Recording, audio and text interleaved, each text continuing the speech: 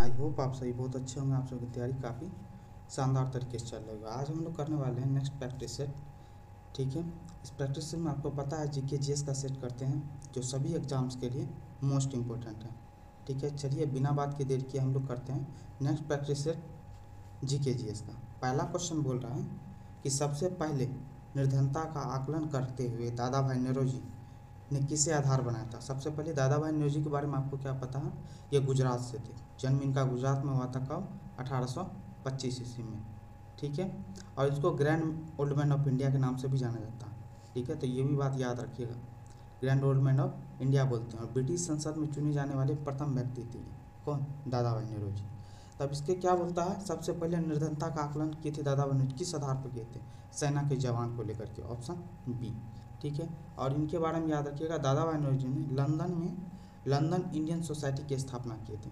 सुनिए, और दूसरा बात क्या किए थे, ईस्ट इंडिया एसोसिएशन की स्थापना की थी। लंदन इंडियन सोसाइटी और ईस्ट इंडिया एसोसिएशन, ये दोनों का दोनों दादा भाई नौरोजी ने एस्टेब्लिश किया था। दादा भाई नौरोजी से लेकर के आईएनसी का क्वेश्चन पूछ लेता है। आईएनसी बोले तो इंडियन नेशनल कांग्रेस को लेकर के क्या क्वेश्चन पूछता है कि कब कब ये इसके अध्यक्ष चुने गए थे। तो याद रखिएगा 1886 ईस्वी में, और 1886 के बाद 1893 ईस्वी में। ठीक है, 1893 और 1906 ईस्वी में। बोले तो दादा भाई नौरोजी 3 बार आईएनसी के अध्यक्ष चुने जा चुके हैं। तो इतना चीज़ जरूर याद रखिएगा आईएनसी को लेकर के। चलिए आगे देखते हैं। धन विधेयक पर राज्यसभा कितने दिनों के अंदर अपनी सहमति देने के लिए बाध्य है? तो धन विधेयक याद है, पता ही होगा। धन विधेयक 14 दिन के लिए, कितने दिनों के लिए? 14 दिन के अंदर इसको सहमति देना है, नहीं तो ये ऑलरेडी पास मान लिया जाता है। ठीक है, लोकसभा के द्वारा पास मान लिया जाता, मतलब राज्यसभा के द्वारा पास मान लिया जाता। 14 दिन के अंदर इसको देना। तो क्या है, इसमें से कोई भी ऑप्शन नहीं, तो उपयुक्त में से कोई नहीं, ऑप्शन ई हो गया। नेक्स्ट क्वेश्चन है, 2011 में न्यूनतम 10 के वृद्धि दर, 2011 न्यूनतम 10 के वृद्धि दर भी, तो कौन से राज्य में 10 के वृद्धि दर सबसे कम हुआ था? तो आंध्र प्रदेश में हुआ था, ऑप्शन ए। आप अभी के हिसाब से 2021-22 का जो डाटा आया उसके हिसाब से जरूर तैयारी कर लीजिए।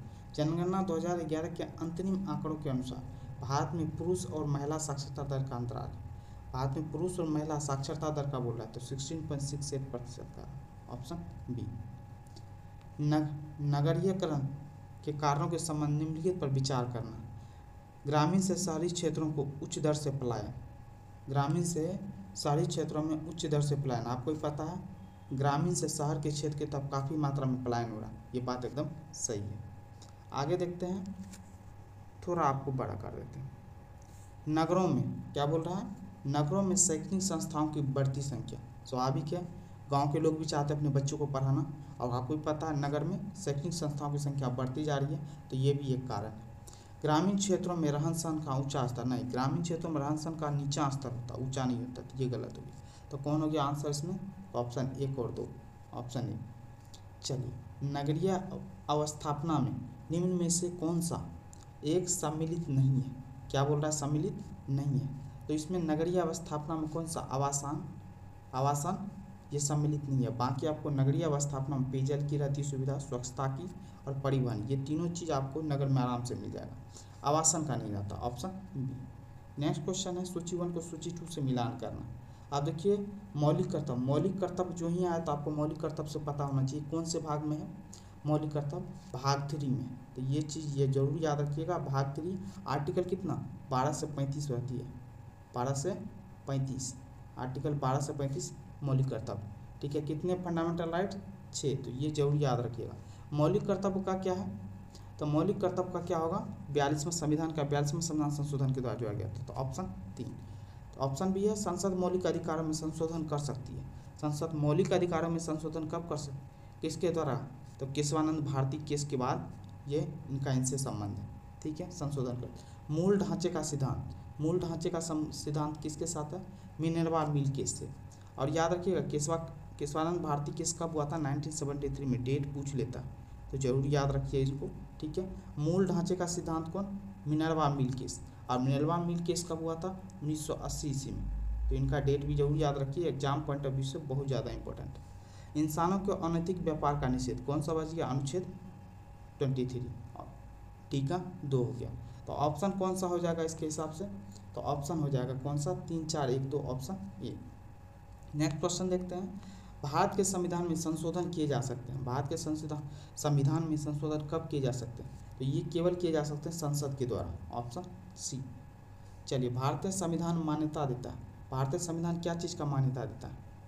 तो भारतीय संविधान मान्यता देता है क्या? धार्मिक और भाषाई अल्पसंख्यकों को। ठीक है, तो ये बात याद रखिए, ऑप्शन सी।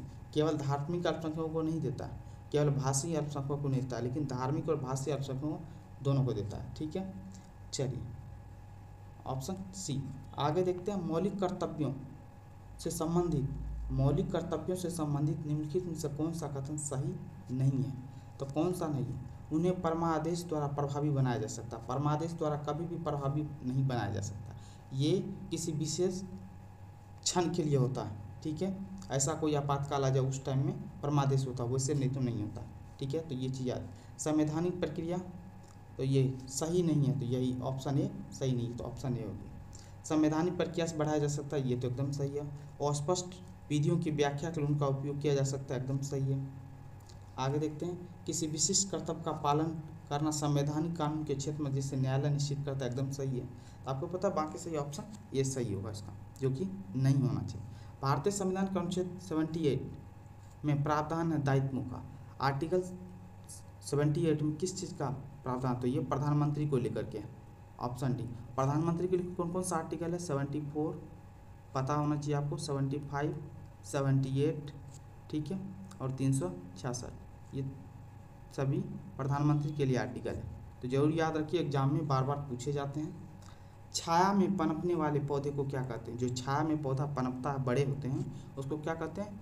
हेलियोफाइट्स बोला जाता है, ऑप्शन ए। निम्नलिखित में से किस राज्य में लोकसभा के 2 सदस्य निर्वाचित किए जाते हैं? बोले तो लोकसभा के 2 ही सीट है। किस राज्य में? तो त्रिपुरा में केवल 2 सीट है। ठीक है, मिजोरम में कितने हैं? 1 सीट है, सिक्किम में भी 1 सीट है, और नागालैंड में भी 1 सीट है। और याद रखिए, सबसे ज़्यादा लोकसभा सीट कहाँ पे है? तो यूपी में। यूपी में कितना है? 80। और बिहार में कितना है? तो बिहार में 40 है। कितना? 40, 40।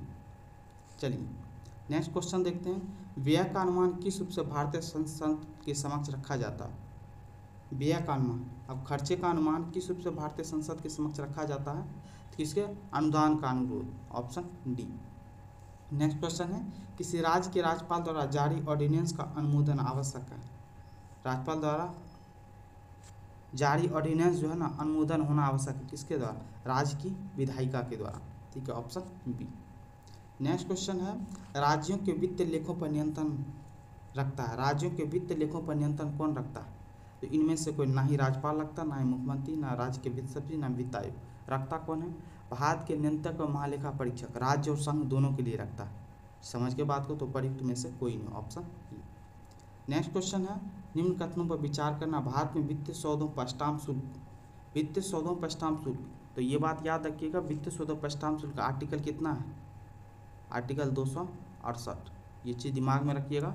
ठीक है, संघ द्वारा लगाया जाता है। ठीक है, केंद्र द्वारा लगाया जाता है स्टाम्प शुल्क। 200, आर्टिकल कितना है? 268। और ये बात याद रखिएगा, राज्य सरकार द्वारा लगाया वसूला जाता है, नहीं, राज्य सरकार द्वारा लगाया नहीं, ये लगाया जाता है संघ द्वारा। का विनियोजन संघ सरकार करती है, नहीं, विनियोजन जो है ना, ये राज्य सरकार करती है। तो दिमाग में रखिएगा, लगाया जाता है संघ सरकार द्वारा, संघ द्वारा। ठीक है, संघ सरकार द्वारा वसूला जाता है, नहीं, वसूला जाता है राज्य सरकार द्वारा। ठीक है, लेकिन विनियोजित किया जाता है, उसको जो बंटवारा किया जाता है वो। ठीक है, तो ये चीज़ याद रखिएगा, राज्य सरकार द्वारा लगाम वसूला किया जाता है, गलत है, ये संघ द्वारा किया जाता है। विनियोजित संघ द्वारा किया जाता है, नहीं, राज्य द्वारा किया जाता है। और संघ द्वारा वसूला जाता है, नहीं, राज्य द्वारा वसूला। तो क्या हो गया? उपयुक्त में से सभी गलत। तो क्या हो गया? उपयुक्त में से कोई नहीं। तो क्या हो जाएगा? ऑप्शन ई हो जाएगा, ऑप्शन ई। चलिए नेक्स्ट क्वेश्चन है, आपातकाल में किसी राज्य विधानसभा की अवधि बढ़ाई जाती है। आपातकाल में किसी राज्य विधानसभा की अवधि बढ़ाई जा सकती है, किसके द्वारा? संसद के द्वारा केवल बढ़ाया जा सकता है, ऑप्शन बी। नेक्स्ट, दूरदर्शन प्रसारण में चित्र संदेशों का संचरण होता है। दूरदर्शन जो प्रसारण होता है, चित्र संदेशों का संचरण किसके माध्यम से होता है? आयाम मॉड्यूलन द्वारा, ऑप्शन ए। नेक्स्ट क्वेश्चन है, यदि पृथ्वी और सूर्य की दूरी जो है उसके स्थान पर दोगुनी होती है तो सूर्य तथा पृथ्वी पर गुरुत्वाकर्षण बल जो पड़ता हुआ होता है, क्या हो जाएगा? अब जितना उसका क्या हो जाएगा? चौथा भाग हो जाएगा, ऑप्शन सी हो जाएगा। अब नेक्स्ट क्वेश्चन बोल रहा है फलों और बीजों को विभिन्न प्रकार के आकर्षक रंग प्रदान करता है। फूलों और बीजों को विभिन्न प्रकार के आकर्षक रंग प्रदान करता है। कौन प्रदान करता है? क्रोमोप्लास्ट करता है। Option C. निम्न में से कौन सा पेट्रोलियम परिष्करण का उपोत्पाद है? पेट्रोलियम का परिष्करण का उपोत्पाद कौन सा है? इसमें एसल्फाट है। Option D. नेक्स्ट क्वेश्चन है मोती की रासायनिक संरचना। तो मोती की रासायनिक संरचना कैसी होती है? तो मोती कैल्शियम कार्बोनेट का बना होता है। Option A. नेक्स्ट क्वेश्चन है प्रबल अम्ल और दुर्बल क्षारक से बने लवण का पीएच मान। प्रबल अम्ल और दुर्बल क्षारक के बने लवण का पीएच मान क्या होगा? 7 से कम होना चाहिए। Option B. नेक्स्ट क्वेश्चन है मैगिनॉट रेखा किन देशों के मध्य स्थित है? तो मैगिनॉट रेखा किन दो देशों के मध्य है? तो आपको पता है फ्रांस और जर्मनी। काफ़ी बार क्वेश्चन पूछा जा चुका है। Option C. नामीबिया और अंगोला के बीच में कौन सा है? तो कावांगो, याद रखिएगा। कावांगो, कावांगो पहुँच, ठीक है। नामीबिया और अंगोला के बीच में। यूएस और कनाडा के बीच में कौन सा? 49th, याद रखिएगा।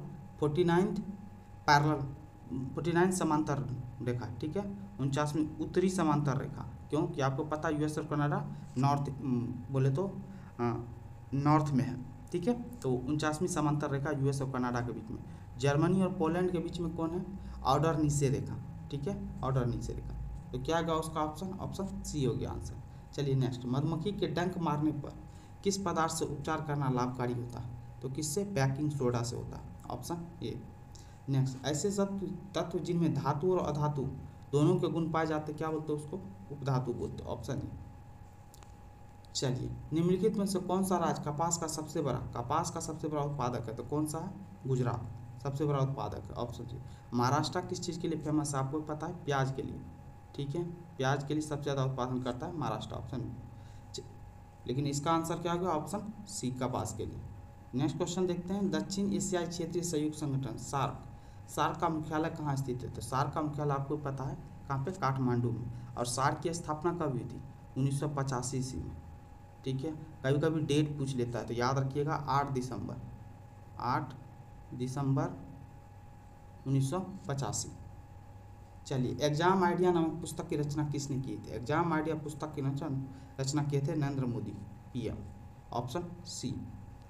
नेक्स्ट क्वेश्चन है, निम्नलिखित में से कौन सा क्रिस्टल नहीं है? कौन सा रवा क्रिस्टल नहीं है? तो इनमें से कौन सा क्रिस्टल नहीं है? तो गंधक क्रिस्टल नहीं है। बाकी हीरा, क्वार्ट्ज और ग्रेफाइट क्रिस्टल है। मानव मस्तिष्क का वजन लगभग कितना होता है? मानव मस्तिष्क का वजन होता है लगभग 1400 ग्राम। Option B.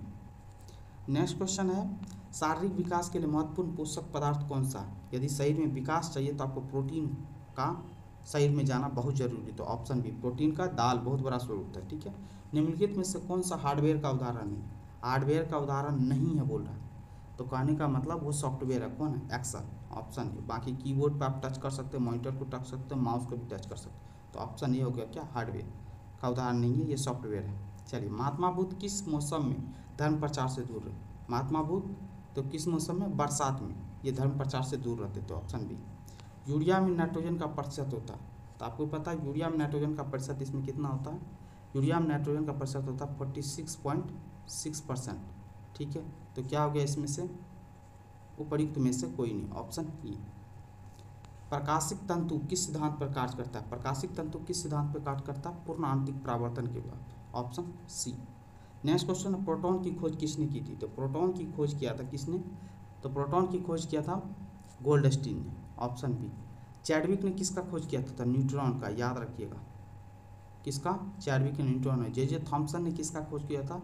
तो इलेक्ट्रॉन का, ठीक है।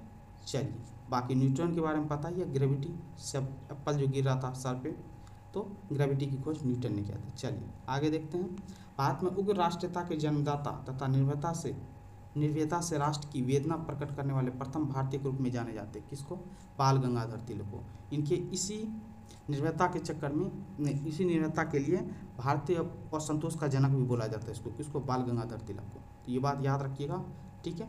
चलिए आगे देखते हैं, मानव कान के लिए निम्नलिखित में से श्रवण आवृत्ति रेंज, ऑडिबल रेंज, मतलब मानव कान को सुनने के लिए आवृत्ति रेंज कितनी थी? 20 हर्ट्ज से लेकर के 20,000 हर्ट्ज के बीच में। Option D.